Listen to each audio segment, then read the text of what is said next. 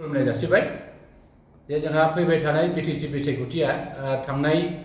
26 आगस्टनिफ्राय MCC नांनानै दिनैहाय 20 September 2025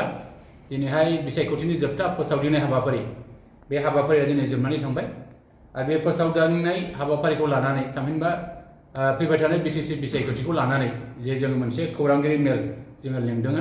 दा बाहायनो जोंनि गासैबो दैदेनगिरिफोर बाहाय बाहागो लानो हादों आं नोंथांमोन गासैनोबो आंनि गोसो गोरबोनि साबायखर आं जासिबाय दा दिनैनि खौरांगिरि मेलनि गेजेरजों आं बेखौनो फोरमायनो लुबैदों जे जोंहा फैबाय थानाय बिटिसि बिसायख'थियाव जाहाथे जोंनि साफ्रोमबो भटार्स बा रायजो राजाफ्रा जाहाथे गावनि गोसोबादि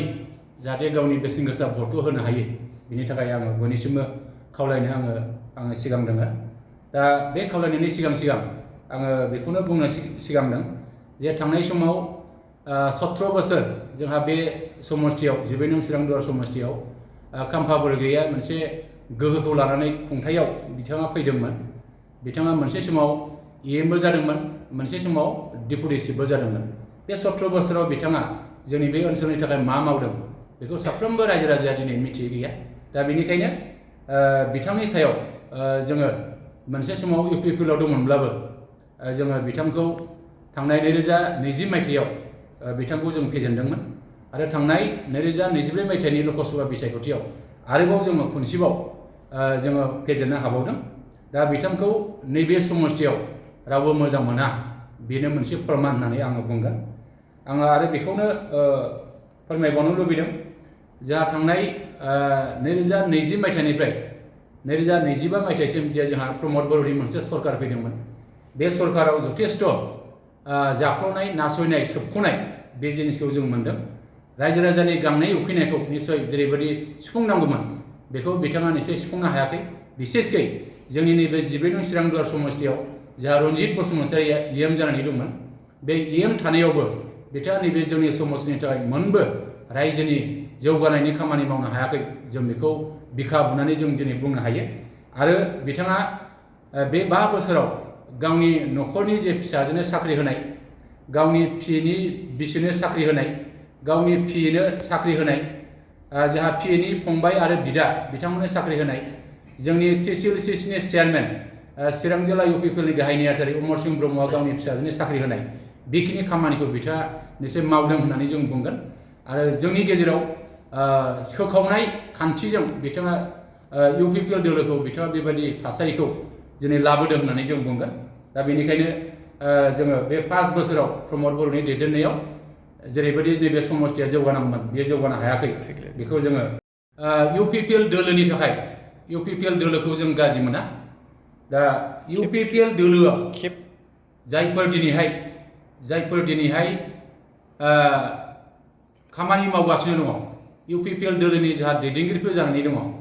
जे बे दैदेनगिरिफोरखौ जोङो गाज्रि मोनाब्लाबो नाथाय जोंनि इउपिपिएल दोलोनिनो जोंहा खाम्फा बरगयारि आरो जोंहा रनजित बसुमतारि दा बिथांमोनहा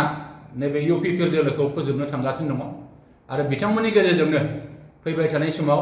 जोंनि इउपिपिएलनि बिबानगिरिफ्रा निस्सय जेरैबायदि गावनि बिबानखौ लानानै खामानि मावनो हानांगौमोन नाथाय बे बिबानखौ बिथांमोना निस्सय मोनालाबानो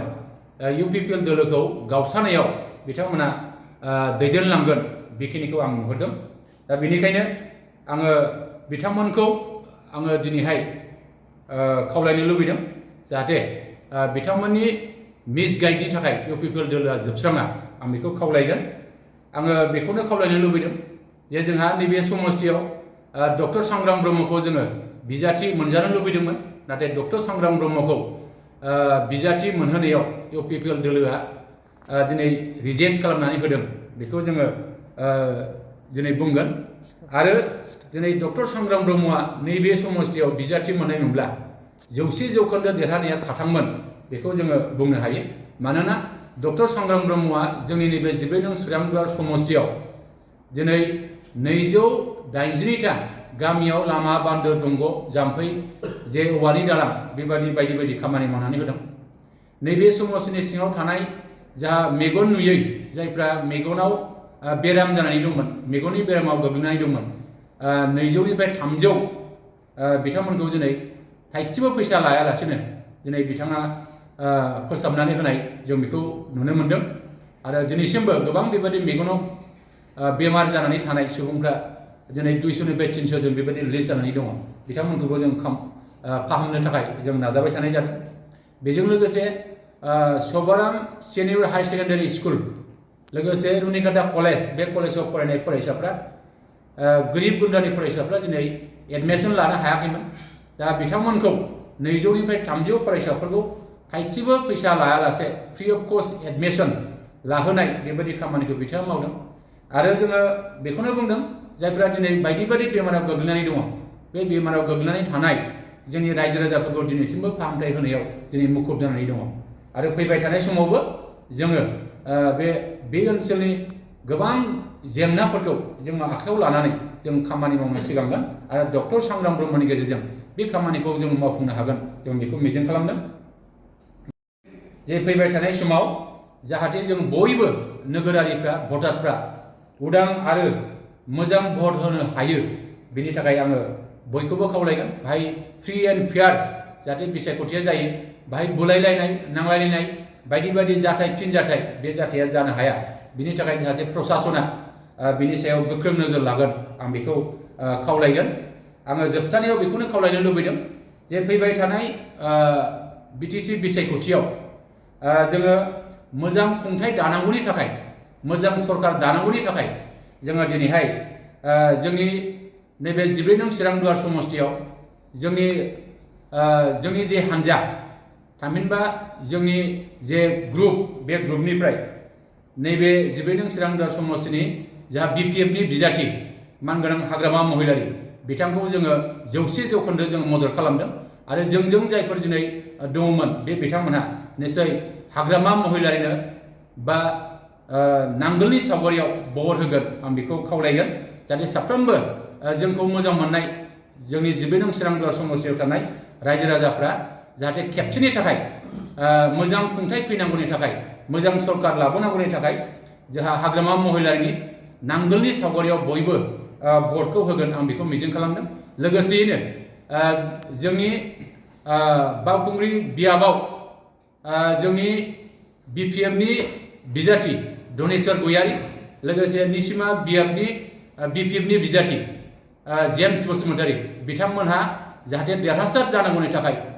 बै जायगायाव थानाय बे बिएफआव थानाय साफ्रोमबो रायजो राजाफ्रा जाहाथे जेम्स बसुमतारीनो जाहाथे नांगोलनि सावगारियाव भटखौ होगोन जे बावखुंग्रि बिएफआव थानाय साफ्रोमबो रायजो राजाफ्रा जाहाथे धनेस्वर गयारी बिथांनो देरहासार जानांगौनि थाखाय जाहाथे नांगोलनि सावगारियाव भट